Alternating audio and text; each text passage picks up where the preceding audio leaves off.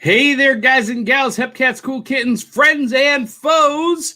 Good morning, Multiverse. Welcome to Back of the Cereal Box. I am your host, the prophet of pop culture, John Pica. You can call me Johnny. And we've got a very, very different, very special episode this morning. We are going to welcome a very special guest host who is going to take over the show this morning. And she has brought all of her epic pinup cosplay friends, and we're going to do that right now.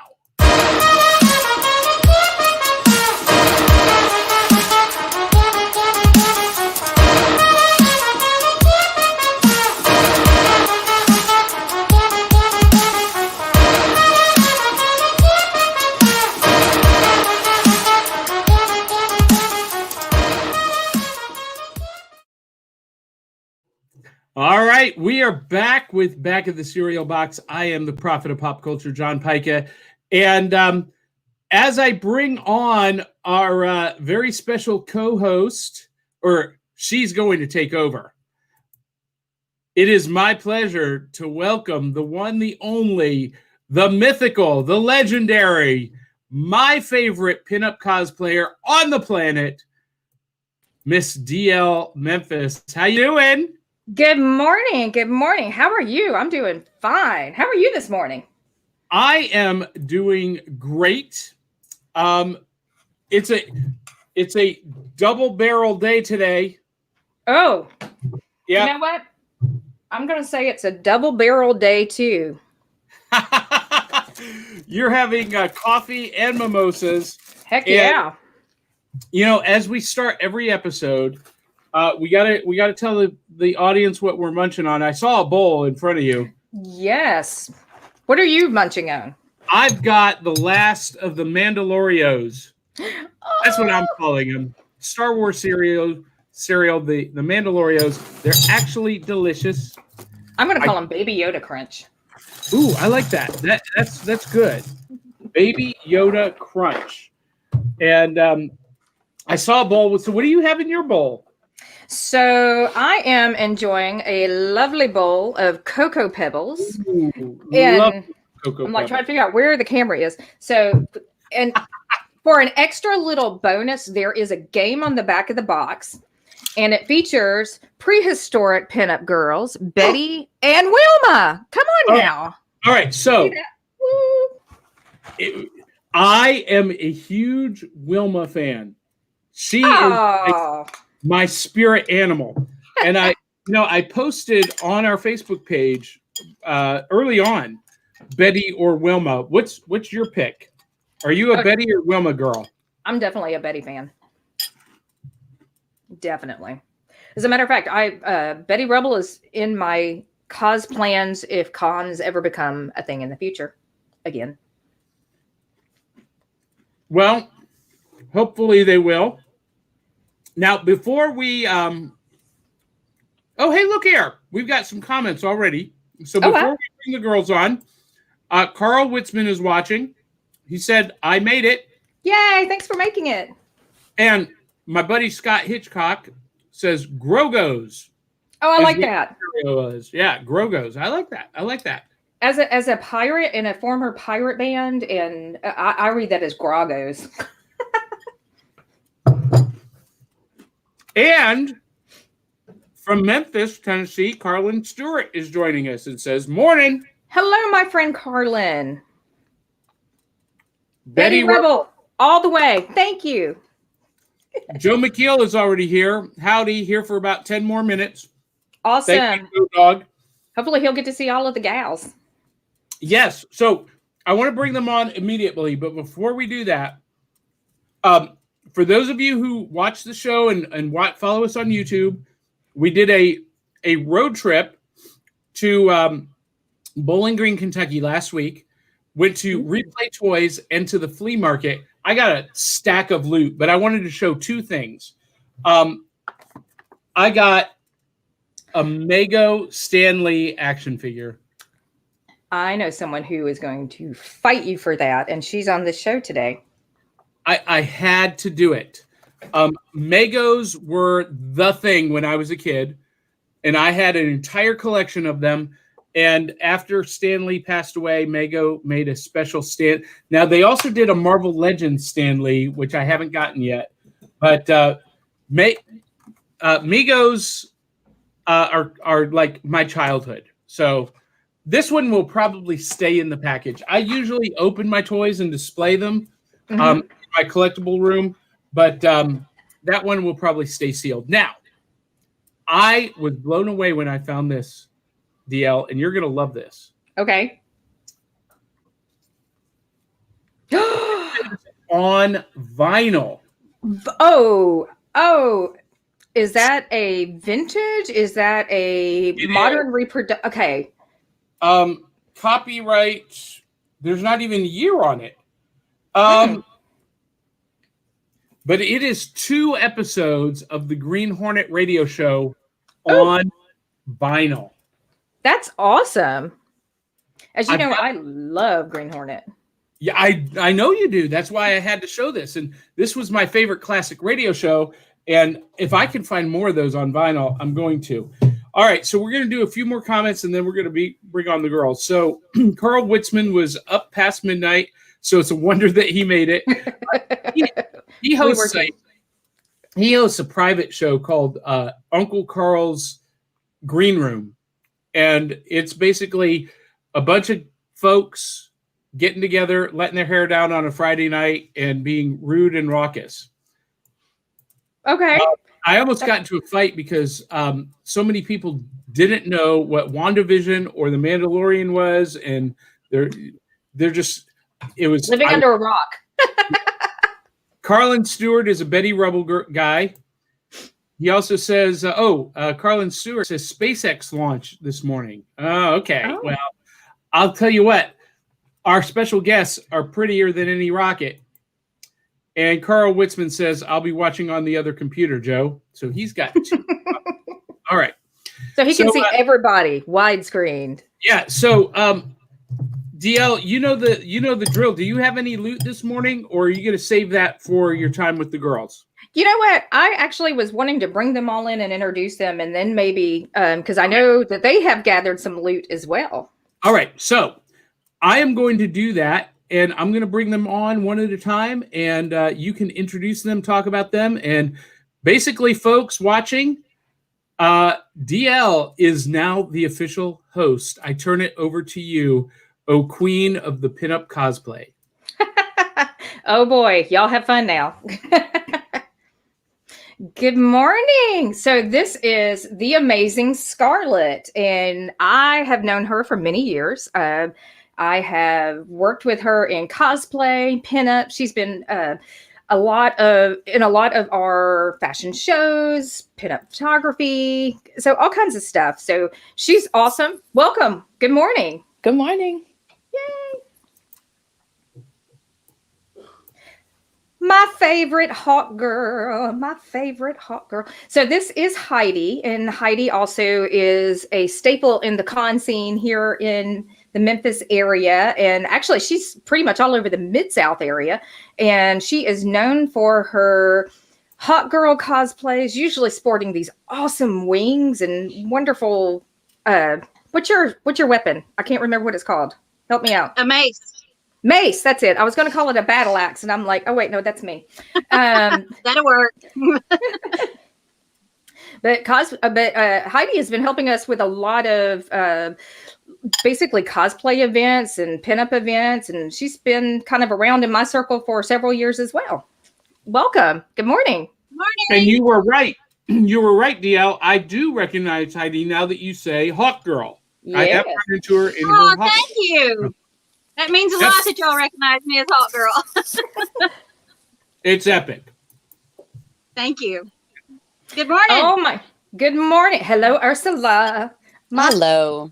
So Ursula, or Lauren here, is my my go-to goth cosplay geeky gamer girl, and we have known each other for many, many years. We have done a lot of. She usually accompanies me when we do our haunted web photo shoots, and so I mean, wonderful. Have a lot of fun with her.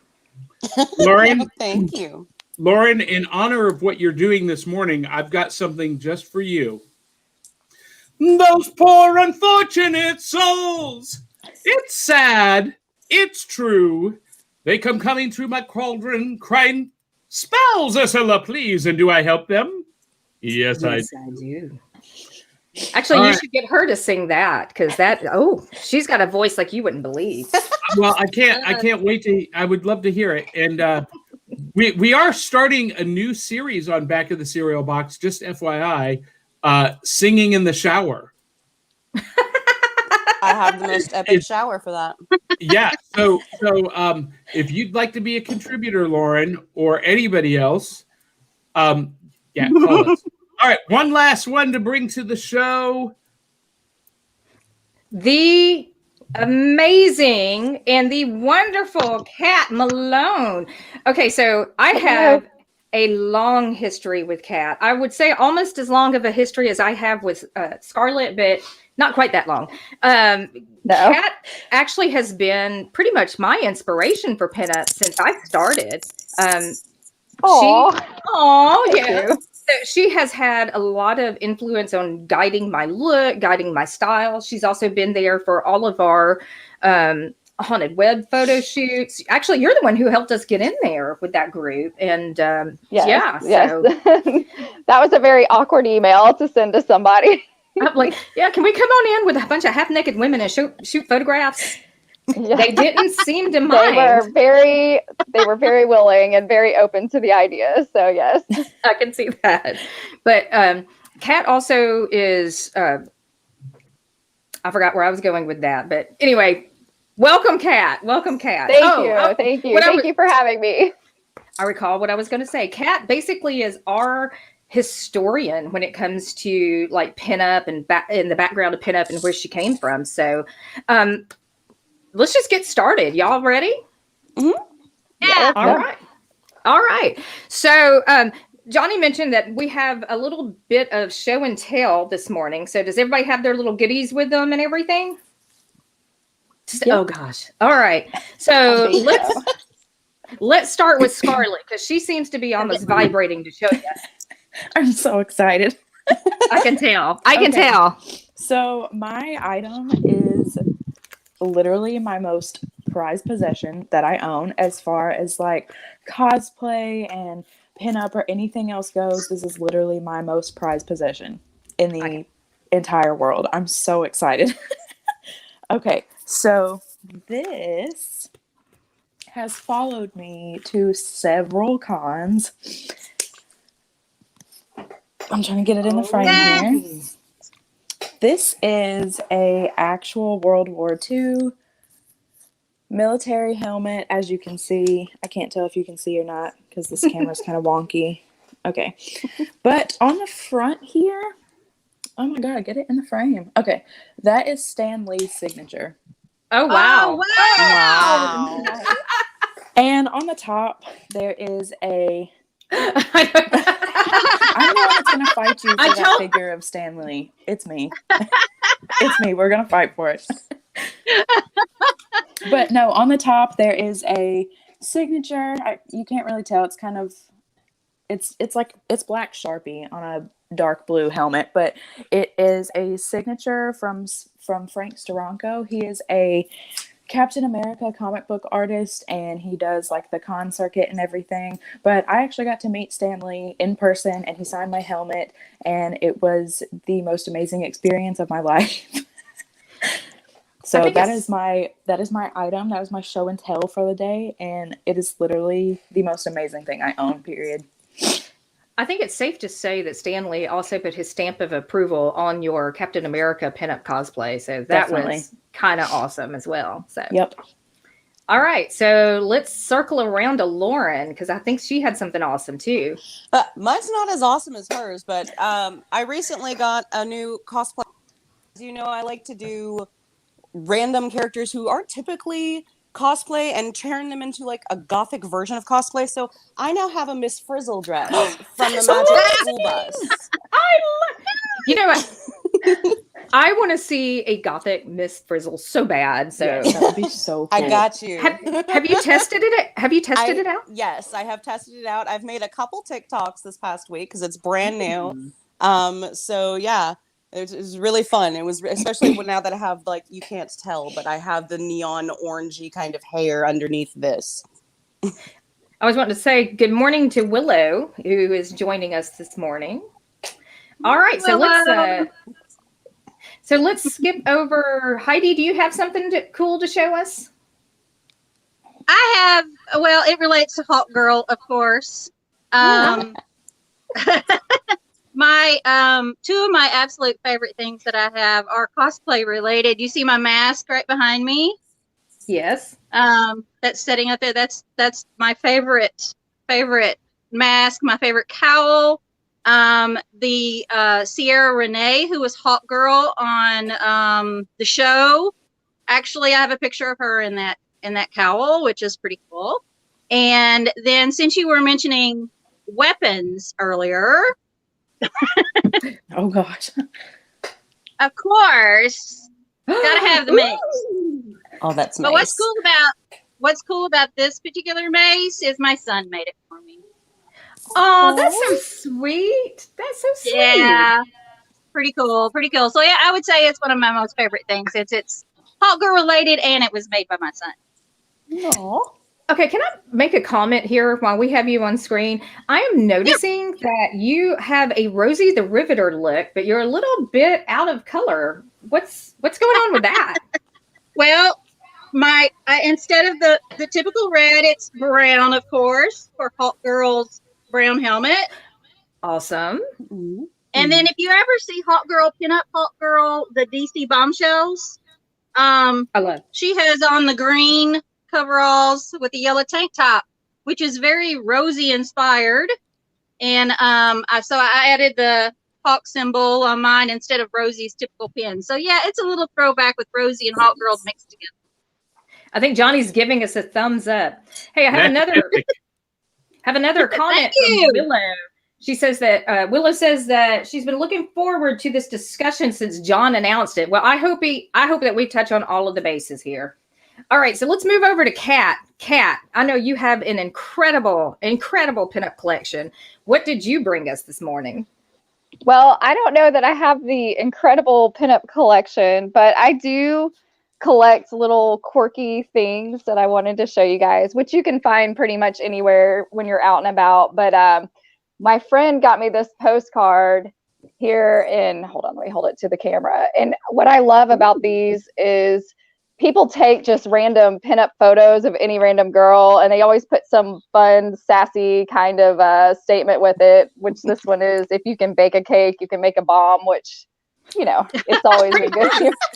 And then I collect like these cocktail napkins, where it says, this drink tastes like I'm not going to work tomorrow. So, but it reminds me of something that's a photograph of somebody just like your grandmother or somebody, not somebody who's famous who you would think would be on it. It could be just really anybody from like 50, 60, 70 years ago, and just turned it into something a little extraordinary where you can bust it out at a party and, have a good time with your friends with it. All right. Well, I do have a couple of awesome little finds too. Is that everything, Kat? Or did you have anything else? That's all I have right now, unless, okay, we'll pull more as we go. So, since we were looking for vintage and pinup things, I kind of started looking around, not only at my collection, but things that I could put my hands on and grab, because you know what? I just want all of the pinup things. So I did find a Betty Page classic comic book. Yay. Yeah. That is so cool. And honestly, it gets better than that. I'm going to save the best one for last. But this is something that I have been collecting for years, but I have a lot of the original 1940s pinup calendars that you would have seen like in garages or like on the wall in an office. Wow. Oh, yeah. So there's a place in Missouri that I just find these from. He has so many of them, and every time I visit them, I'm like, give me all of them.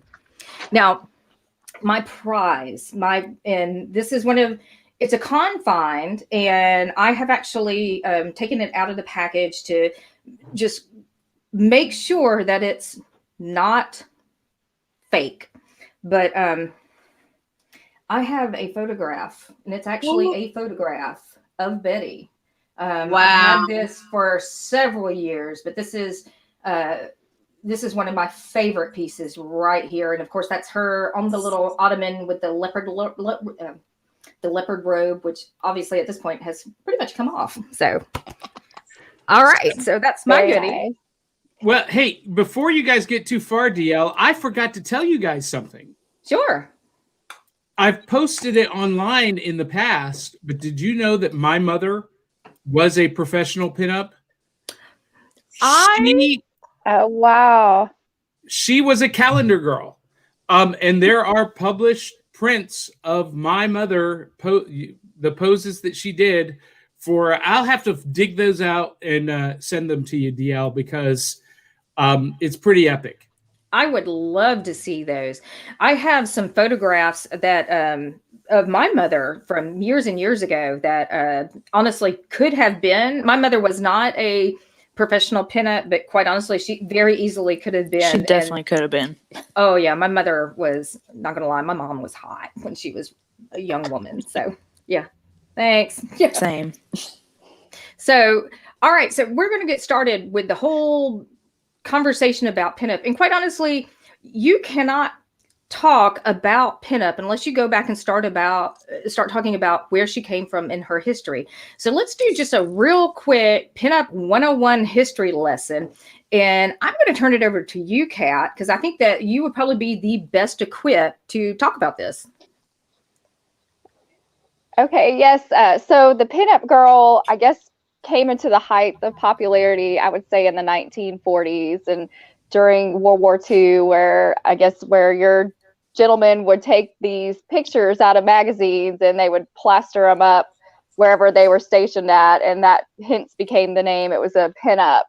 But as far as the look and everything from the 1940s, I guess what people now associate more closely with the pinup look, it's like the classic Americana look, with the red lip and the bright eyes. And back then, women didn't have a lot of choices with cosmetics. So basically what they had to wear, they had to be bold with it. So they would have you would have your rouge and your lipstick, and you had to kind of make it go as far as you could. So hence why you're always seeing most of your pinups with this bright red and cheek vibrant looking fresh face, because there just wasn't a lot of makeup back then, unlike in the 30s before the war, where women wore a lot of pastels and things. However, it never really transpired where people knew that, because the photographs, everything was in a lot of black and white. So you didn't really get to see all the fabulous colors in the 20s, 30s that women wore.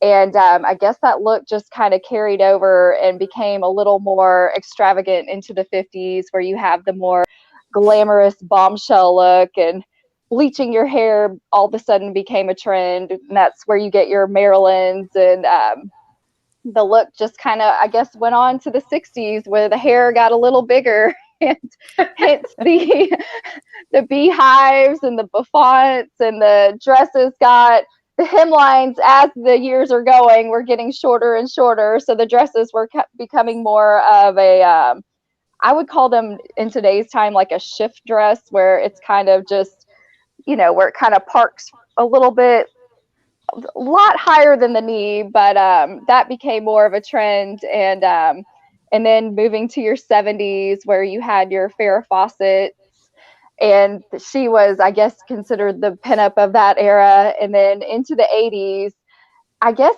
at that point, it would change over from women to film. And I would say kind of more women of music became more of your pinup type. I guess it would intermingle. Although I kind of think back into the 60s, and I have something here that you wouldn't even expect to be considered a pinup. But like when you look at somebody like Patsy Cline, now she just always kind of had a look to her, to me. Even I think as far as like a woman in music being a pinup, she was kind of, to me, the forerunner of that sort. And then you had your 80s, and you brought in your counterculture look with your punk rock, and then 90s more of a metal kind of goth girl type of look, and then kind of transpires in today where it's just a blend of, where pretty much your pinup girl is a blend of all of it nowadays. So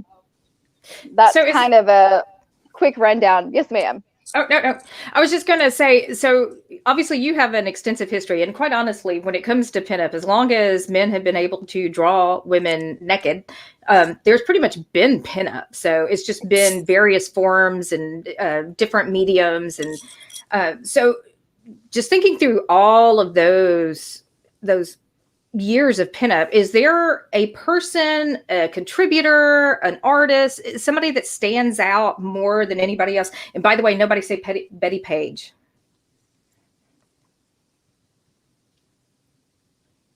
As far as the drawings, or as far as just the look that... Honestly, it could be the look, just somebody that you think has contributed to the scene and contributed to the genre itself. It could be a model. It could be a modern model. I don't mind that at all. It could be an artist, a photographer, somebody who's like hand drawing.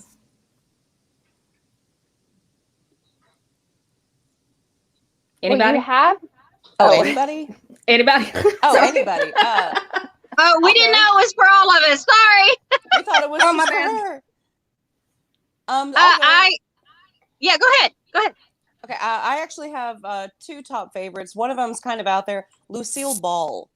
I loved her growing up, and she was always the comedy queen. I adored that. But then a little bit later, as I was like going into my teens, I found all of these pinup photos of her that she had done, and I realized that she's not only like this comedy queen, but she's also like, I'm also attractive, and look at me. And so it blew my mind, and I was like, you can be both? And I was really excited with that one. Another favorite of mine is, I'm not really sure if she counts as pinup. She definitely does vintage and pinup looks. I don't know if she would call herself pinup, but on TikTok, very modern, Mama Cusses is a really, really good TikToker. And she will come in these little pinup dresses and with like Jello molds in the thing and be like, so, honey, you've been out working all day and I've been here stuck with the kids. I made you a giant gelatin meat thing. You're welcome. And just do comedy bits with it. I adore it. So there's a comment over here to the side that Lucille Ball was actually a Ziegfeld girl. Ziegfeld? Mm-hmm. Yes, she was. Okay. Yes. Ziegfeld. Yep, she was. All right, Heidi, who were you thinking? She's actually pretty current to the times as well, and she is also a performer. I love Dita Von Teese. That woman is absolutely stunning. And when I see her, that's exactly what my mind goes to, is to those classic pinup girls. She has done some beautiful photographs. She is an amazing, amazing entertainer. I agree. Kat, how about you? I kind of got to digging a little bit. I love the Ditas, the Marilyn, Lucille, especially for being both. I mean, when she was younger, she was absolutely gorgeous and funny hilarious as she got older. And I've been kind of more recently studying into this lady, Hedy Lamar, and her face, she looks to me, I really kind of gravitate, like she has that goth kind of look about her, and it's just very just effortless, but she has really big stunning eyes, and she kind of reminds me a lot of I guess Lily Munster. She just has a very classic look, and then to come to find out she was just an incredible inventor, and I think she contributed a lot, even though a lot of people don't look at her. But, some of these women who just aren't as famous were just absolutely, I think they're kind of the ones who paved the way for the others. So definitely, I think she contributed. Well, Hedy Lamarr actually is credited as the inventor of Wi-Fi. So, I mean, She is. Yes. I mean, her contributions are still felt today, and I love that she was recognized as being one of the most beautiful women in the world. But she also had the brain to match it, because ladies, Exactly. a lot of times we are not regarded as being the smartest cookies in the box. So, Scarlet, how about you? Okay, so something that we haven't really touched on at all was like how the kind of rockabilly look almost plays into a lot of pinup style. They both kind of go hand in hand together. There is a modern day she's actually a country music star. She lives in Nashville currently, and I follow her on TikTok.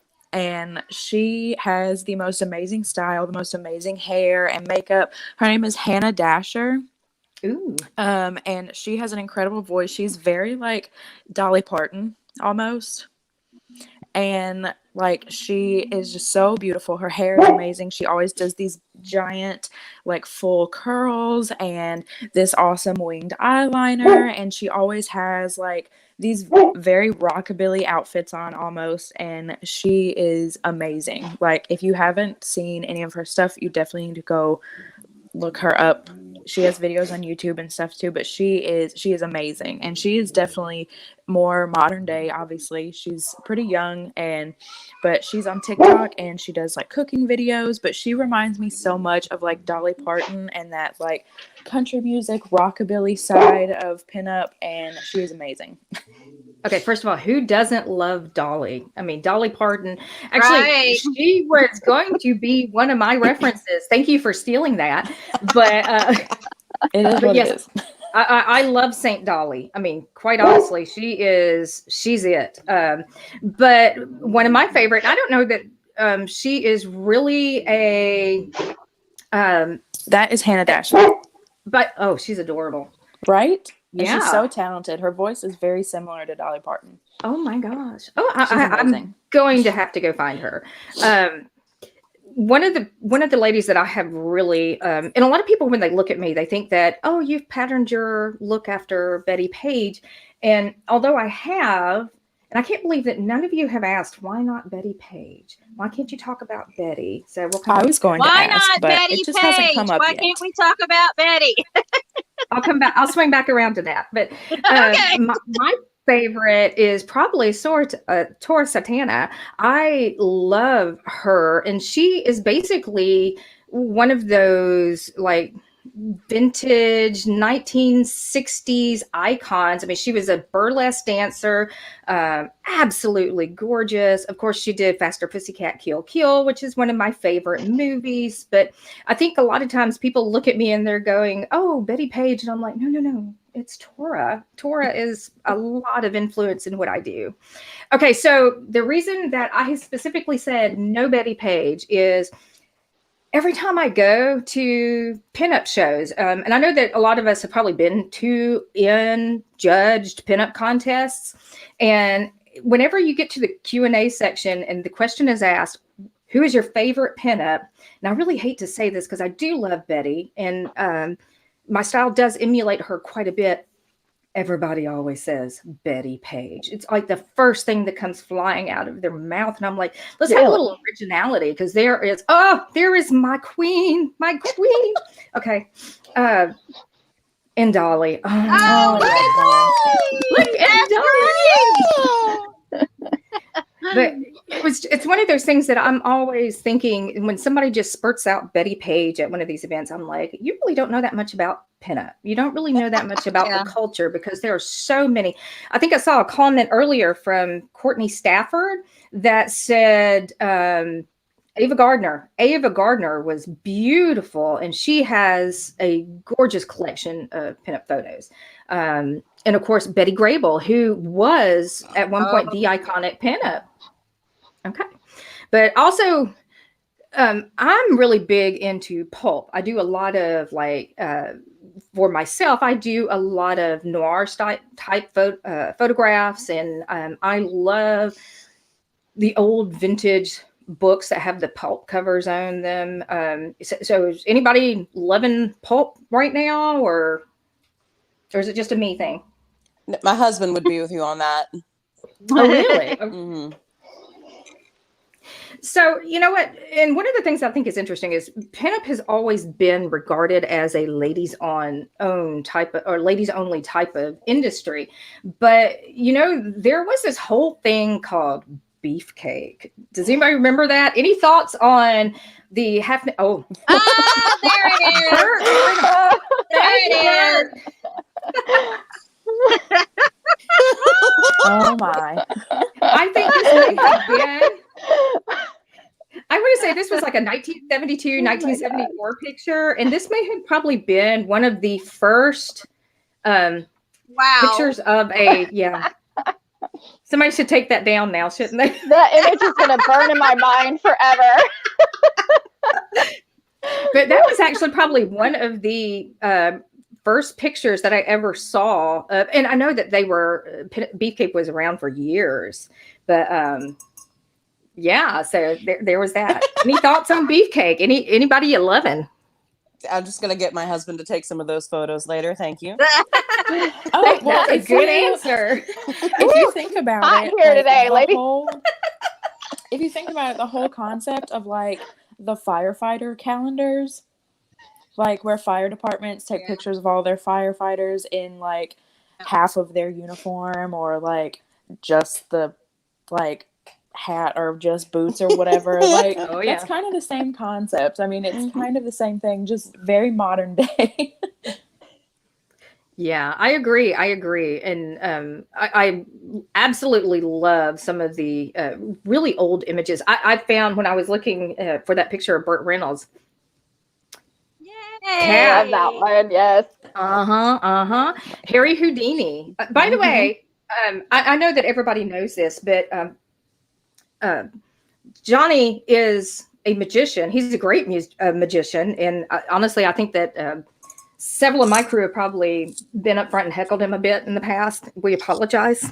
Set it on fire. But No apology needed. No apology needed. I structure my act to incite heckling. Oh, good. Okay. So we did the right thing then. Good. By telling you to set it on fire. His studio is called the Houdini Room. So I thought that was kind of interesting. And Nice. And one of the other ones that I ran across while I was looking into Beefcake, by the way, don't just Google Beefcake. Can we I don't come up recommend with a that better name for that? But Harrison Ford, hello. That's Thank my you. man. Oh, I love That's him. my man. He's dreamy. And he still is. He Oh still my is. gosh, In yes! his 70s, he still is. I know. Oh, Indiana Jones. Oh my gosh. Ooh, me. Wow. Indiana Jones was probably like my first like movie celebrity crush. Oh, I love him. So Kat did mention that, you know, at some point the traditional pinup girl kind of fell out of fashion.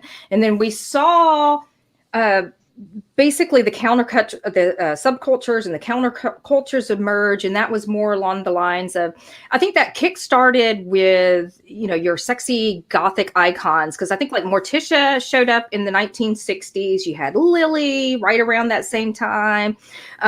You also had Vampirilla. I know that we mentioned Tora. And, you know, I always kind of throw Betty Page into that group just because I think that a lot of gothic girls kind of emulate. Oh my goodness. Thank you. Hey, Woo! So this is what happens when ladies the take best over show the show. ever. Sorry. Keep those pictures coming, girl. I know, right? But I do believe that, you know, I always kind of throw Betty into that gothic icon just because I think a lot of gothic modern models emulate her style now. But I'm seeing that Willow is saying that her inspiration is Elvira, and I'm a Totally. I've been waiting for Elvira to come Yeah. up. Yeah, me too. So has DL. Don't worry. She's been waiting. This is her moment. I might have a Elvira shrine in my house. My house might You might be have an an Elvira tattoo. What are you talking about? Exactly. You literally have it permanently on your body. Yeah, there is that. So, all right. So, Lauren, I know that you are huge you and Kat are both huge goth fans. So, what were your thoughts on basically the goth girls kind of taking over where, pinups had originally been? Well, I think goth at the time that it started to come around was really taboo. And the pinup girl was already kind of a taboo thing, and then it kind of fell out of fashion, and goth came in, and we were like, we're the taboo ones. We're taking that. And it just kind of, they melded together perfectly. So who's your favorite? I know you have a favorite. My favorite gothic pinup? Yeah. It's Elvira. It's Elvira. Also, I can't love not the say chopsticks, Elvira. by the way. Well, I was trying to figure out a way to eat cereal without like a clinky spoon, and I was like, I'm not going to put milk in it. Chopsticks. Smart. You're so smart. Plus, it goes with the Ursula look. I don't know. But yeah, Elvira would be my favorite. I grew up watching, especially her movie. And I can quote you scenes from that movie, but I grew up watching that and just thinking, I want to be her. I want to be that person that just things come flying out of my mouth and people are like, and I'm, wait a minute, I think you did become that person, didn't you? Maybe not the look but so much, but the personality, yeah, a bit. I don't know. I think you kind of have some assets that resemble Elvira's. Yeah, it comes with the rest of the assets. So yeah, I'm a huge. Do you have her coffee table book by any chance? I do not, and now I want it. I didn't know there was one. There is one, and if I could find my Cabana boy to bring it to me, I would show it to you. Cabana boy. You just can't get good help anymore. Well, actually, my Cabana boy is here with it, so I do have good help with it. Oh, never mind. So, I hope you didn't hear that. If you have not, your tiny screen, all I need your big screen. I know. So if you have not seen this is the Elvira coffee table book. Of course, mine is signed somewhere. I just don't know where. But it is basically it's a collection of a lot of her best photos. So I recommend this highly. Oh yeah. So this is like one of my favorites. But if I had to choose a second, I would probably go with Tim Curry and Rocky Horror Picture Show, but I'm not sure that counts. Oh yeah. It counts. It counts. He's probably the best gothic pinup ever, in my opinion. So we'll just go with that. Well, and on top of that, like Tim Curry in like Rocky Horror and everything, you have to take into consideration how much like drag is so inspired by pinup, and pinup is so inspired by drag, and they honestly really go hand in hand together. They definitely are like one in the same. They do. Yeah. So, Kat, how about you? You got any favorite gothic pinup girls that we need to be looking for out there, or artists?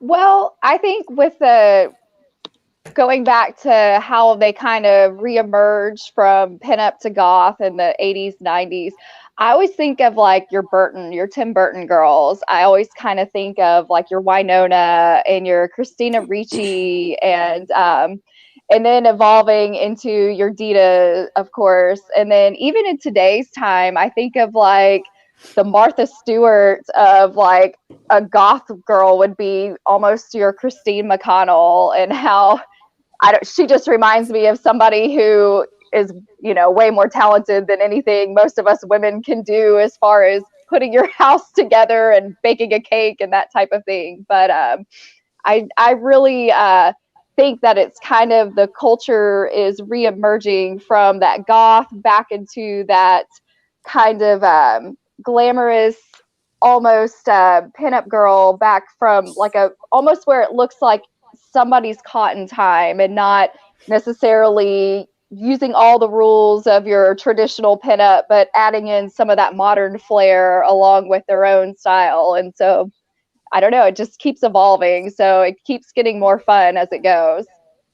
I love that you mentioned the resurgence, because I agree. It is definitely something that you're starting to see more and more of, not just in print and in calendars, but the whole pinup scene is starting to show up everywhere. And one of the biggest places that I'm spotting it, and Heidi is a prime example, is I'm starting to see more and more cosplayers cross over into pinup and kind of create these, either they are creating these images or creating these their own versions of them, or they're pulling from someone like Aunt Lucia, who created the DC Bombshells, which I know that you mentioned earlier.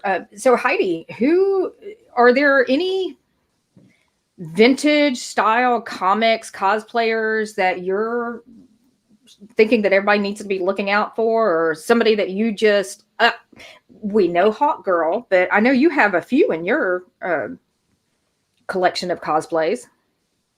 There's what I really like about people taking the comic book characters and our superhero characters and making them their own, sort of like believe it or not, a lot of people don't know that Hawk Girl is actually, of course, I'm gonna do Hawk Girl. Hawk Girl is actually older than Wonder Woman. Mm-hmm. She came out a whole year before Wonder Woman, and I love Wonder Woman. Don't get me wrong, Linda Carter is my chick. I love Linda Carter. I grew up with Linda Carter, but she came out in the 1940s. There she is. Oh my gosh, isn't she beautiful? Yes. Woo! And she still is. And she's still, yes, she's still gorgeous. But Hawk Girl came out in the 1940s, and Wonder Woman came out a year later in 1941. So they are perfect, actually, in that classic pinup area. So I really enjoy quite a few of the DC Bombshells, because a lot of those comic book characters came out during that time frame, so it makes total sense for them to be in a 1940 pinup type situation. And I love some of those. Have you not seen Black Canary in the DC Bombshell? It is amazing. I agree. She is. I agree. Yeah, her as that singer is just phenomenal. I love that particular DC Bombshell look on her. But yeah, that makes total sense for the Bombshells to come out, because the majority of them were made back in the 1940s. Exactly. And it's nice to see them kind of harken back to their original roots, because as we've seen with Wonder Woman specifically, and even with Hawk Girl, they have both become more muscle bound, and not in a bad way, but they have become fierce warriors. And that's not exactly how they started out. I mean, they were always kind of badass, but they weren't exactly represented how we see them and envision them today. Right, exactly. Now, something else that I'm very interested in, and I know that Scarlet and I have actually done this several times, and we actually got into cosplay doing vintage designs. And Toy Robot says he loves seeing all of his favorite ladies in one place, and this is a dynamic group. That's awesome. Miss you. Yes. So Scarlet and I actually did. I've been waiting to dress. I'm sorry, I keep stopping. So there's another comment from Willow. It says that she's been waiting to dress as Bombshell Black Canary. Oh, but she's done Lois Lane. I love Lois Lane. That one is awesome too. That one is an amazing one too. Yeah. So I'm talking about the vintage. So one of the things that Scarlet and I did when we first got into it, we were doing vintage designs, and I think Green Lantern and Kato were mentioned really, really early on. And I think that was pretty much our first full true build cosplay. I think And so. I agree. But we picked characters who were not traditionally what you would consider sexy women, although there is a version of Kato that did evolve into a really sexy woman. But, you know, It definitely took the gender bending to the extreme. well, and with that, All of our like dual cosplays that we do together are like that. you know what? They really are. I think we've done Batman and Robin. We have done Green Hornet and Kato. Who else have we done? Why do Captain America? Yeah. Now, I also love to see characters who are traditionally not portrayed as being vamped up. And I think Lauren's got a great one that she does. I do a few. I do Velma. Yeah, that's the one I was Velma's my thinking. favorite. Yes. My Yes, favorite. that's a good one. Yeah, I like getting her all prettied up. I want to do a few new ones. I recently just did a gender bend kind of pinup version of the Riddler, which was really fun. Trying to think, I've done so much recently. I got a bunch of stuff in for Poison Ivy, but she's already kind of prettied up anyway. I've done the Penguin as a corseted kind of sexy version of that character. I really like to gender bend and take someone who's not traditionally in that style and flip them. Like I want to do a Daria one day really badly as like a pinup version of her. It's gonna happen. So I want to comment. John Pica has commented that when cons come back, he wants to do a Harley Quinn crossplay. Nice. I know, Heidi, he might need to get with you on that one too. So that would be an Oh awesome my gosh, honey, photo I shoot. can help you out with no problems.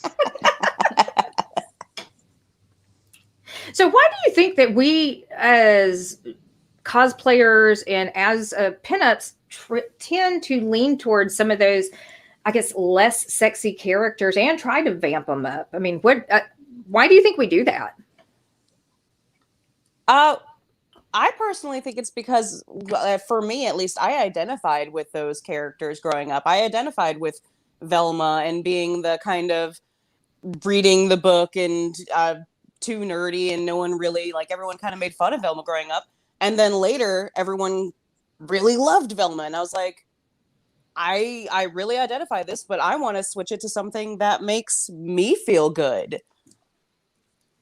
You know, one of the things that I'm always and I hate this just because one of the things that I always hear is that there is a lot of comments to, there is your Velma. Love that. I love that. I love it. That is Thank great. you. Well, I think that gave a few people a heart attack this morning.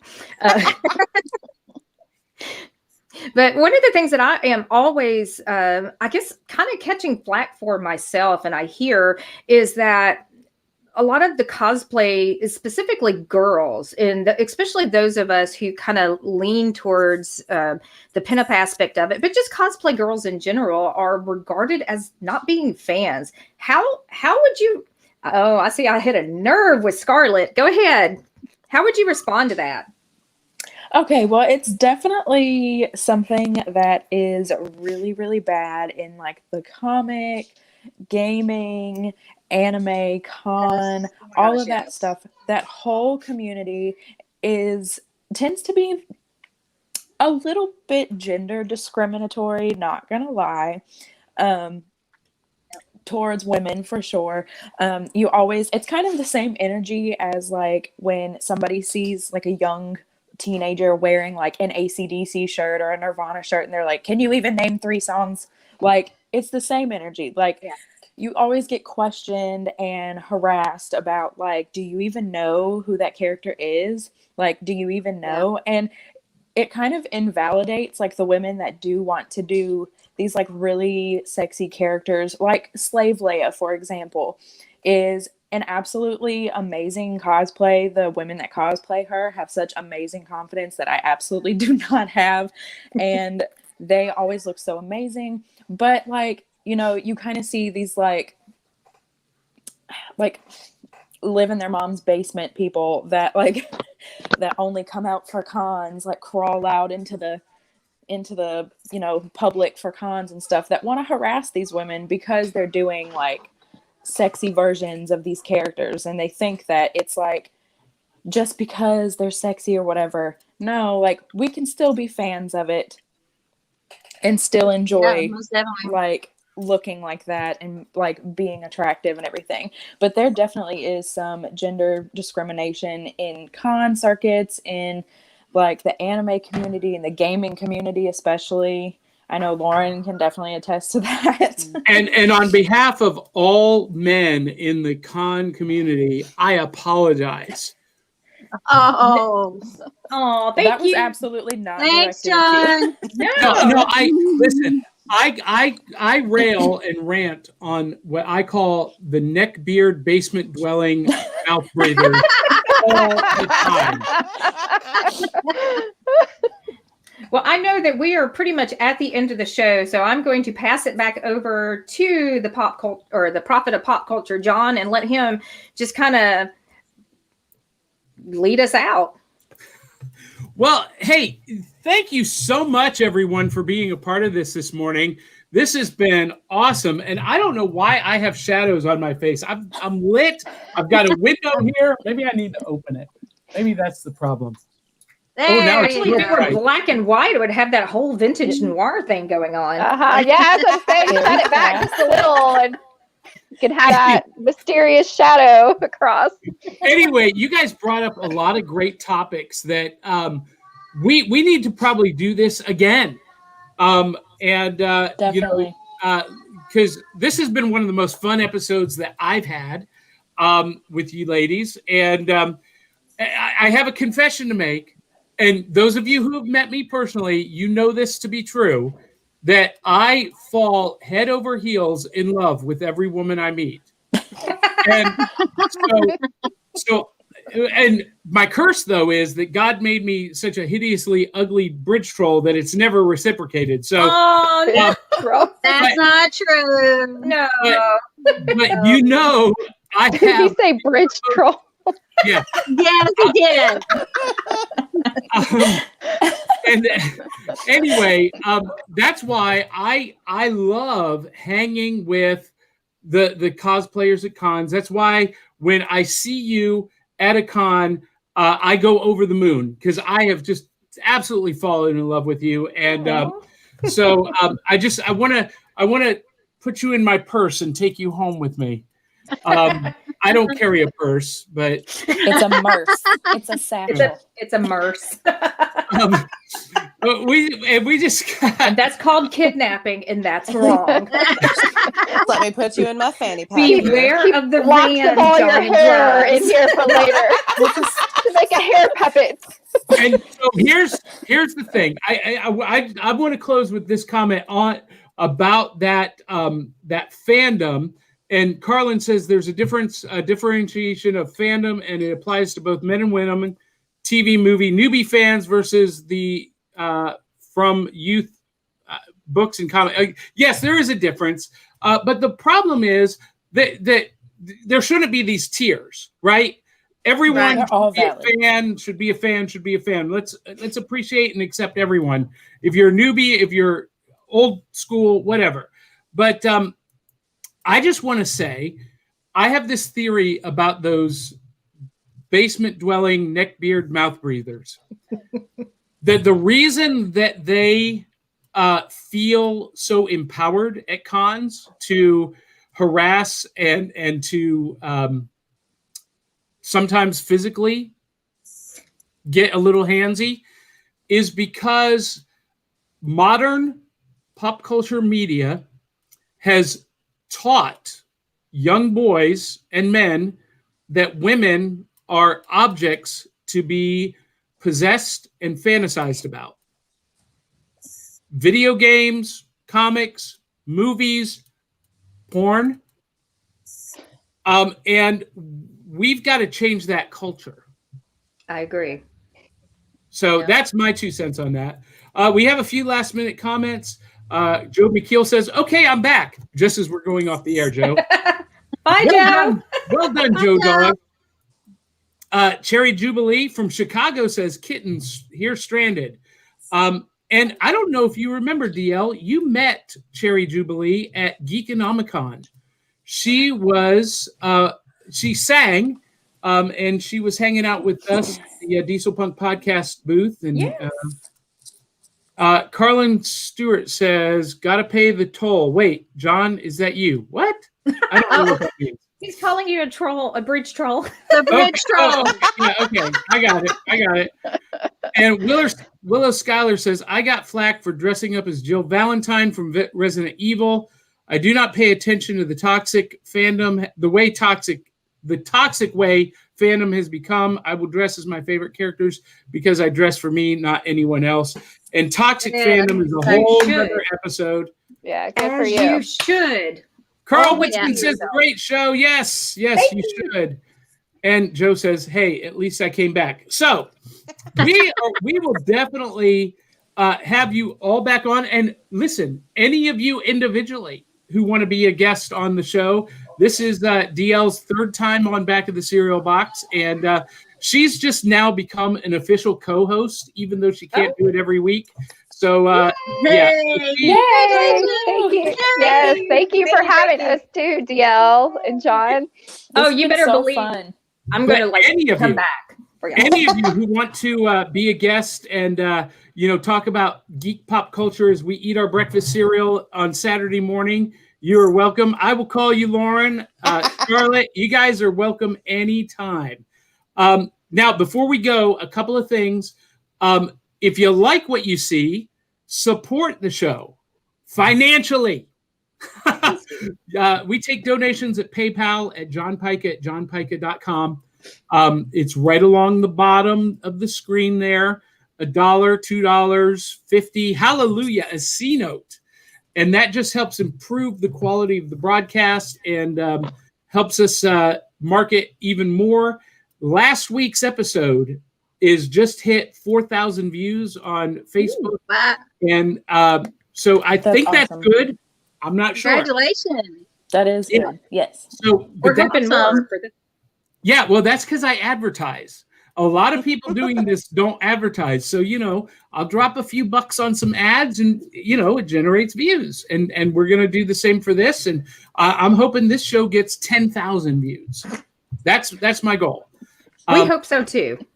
And so make sure you do that. You can listen to the audio version of our podcast with bonus episodes throughout the week on Apple Podcasts and Spotify and Castbox, Google, even iHeart Radio. So find Back to the Cereal Box in audio format and follow us on Facebook. Like us on Facebook, Cereal Box Podcast, Instagram, Cereal Box Podcast. We post exclusive content to each format. So follow us everywhere because you'll get stuff in different places that you don't get in the other ones. And finally, if you like this show, the most important thing you can do is to share it with your friends and family. Share it with 200-300 of your closest friends and family. And Willow Schuyler says, you ladies are great. Would love to chat with you all. We'll be following your pages for sure. Awesome. Epic, Thank you. epic.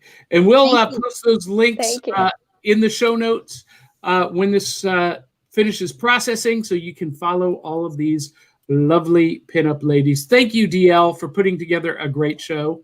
You are welcome. And I want to Yes, thank thank all you. of my lovely friends for joining me. Scarlet, Kat, Heidi, and Lauren. Thank you. And thank you for Thank having you. me. That for was so having fun. us. Thank Yes. you. One last thing, I have to acknowledge one of our sponsors. This episode was brought to you by Diet Coke.